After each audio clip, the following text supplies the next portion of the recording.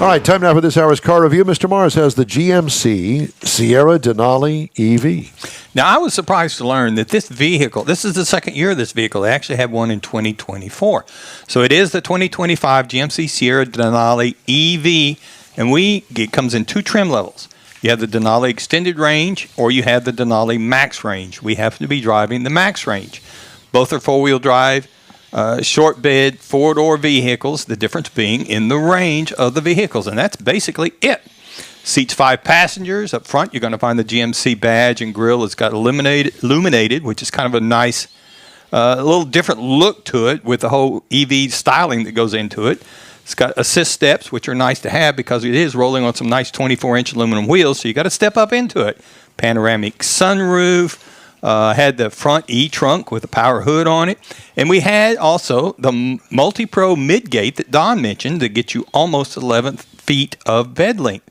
We also had the Multi-Pro tailgate, which goes in back where the cargo, you actually put that cargo in, and we had some nice cargo lighting in there. And I did actually take that back glass out, and I took the panels out. But the crossbar that goes across there that looks like it's part of the structure that the pictures show comes out, didn't have enough guts to take it out because I was afraid I couldn't get it back in there after I got the glass and everything else back in it. But it was kind of interesting. It, very much avalanche type styling, and I like it, and I think they should have called it that. Going on into the interior, we had the Denali interior, leather seating surfaces. The front seats are heated and ventilated. The second row has heated on the outboard positions, and it is fold up, and it's got storage underneath it. We had the 19.8-inch touchscreen that's there in the middle of the dash. That's where we're going to get the infotainment system, the surround view camera. All your convenience controls are all right in there. In fact, they've moved even more controls up in there instead of having buttons. That are you got to kind of look for some of it. Had the heads-up display, which worked really well. Wireless charger, USB ports, all that kind of technology is in there, including a 7-speaker Bose Premium Audio system with subwoofers on it. Worked really well whenever you cranked it up. Now, we had it's the 2 motor performance E 4-wheel drive system in it, 760 horsepower equivalent, 785 pound-feet of torque. Now, here's where you get into the difference between the two trim levels. This max range has 460-mile range. It's like a 70-mile difference is the way that the range is listed between it and the other trim level. It is a direct drive transmission. It's rated to tow 10,500 pounds with a 1350 payload.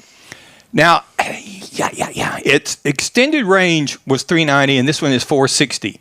Now, I drove this vehicle 203.6 miles. I will tell you I was a little apprehensive about it because typically the vehicles that have 260, 280, 300-mile range, I can't get that out of it the way I drive, so I can't drive it over here to the studio because I don't have the time to sit there for 10 hours to recharge it and then get back home. 10 hours? Well, if you plug it into 110. You're not going to plug it into 110. You got to put that on a fast charger. You got to go find one. But even on a fast charger, it takes a while.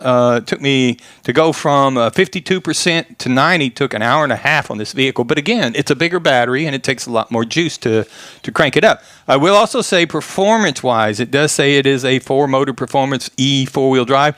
It's projected to go 0 to 60 in 4.5 seconds. Wow. This is an 8,600-pound vehicle. 4.5 seconds, it will, I can't argue with it. I firmly believe that it will do every bit of that. Now, as far as the ride drive goes, it has the Air Ride adaptive suspension on it. You can adjust the suspension up and down 2 inches, but it's got a surprisingly smooth ride. I think a lot of that is because of the weight. I think a lot of it's because of the 24-inch wheeled and tire combination that's on it. And it's also very quiet on the inside.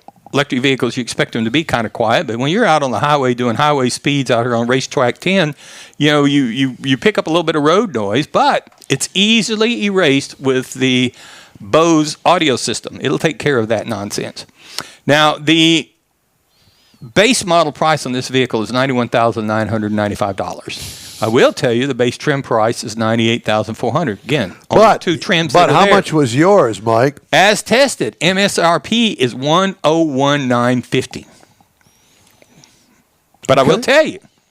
Well, let me tell you this first. Well, the Ford Lightning F-150 starts at $62,900. The Hummer EV truck starts at $96,000. Tesla Cybertruck at $79,000, and the Rivian starts at $69,900. So there's a wide range in pricing and stuff there.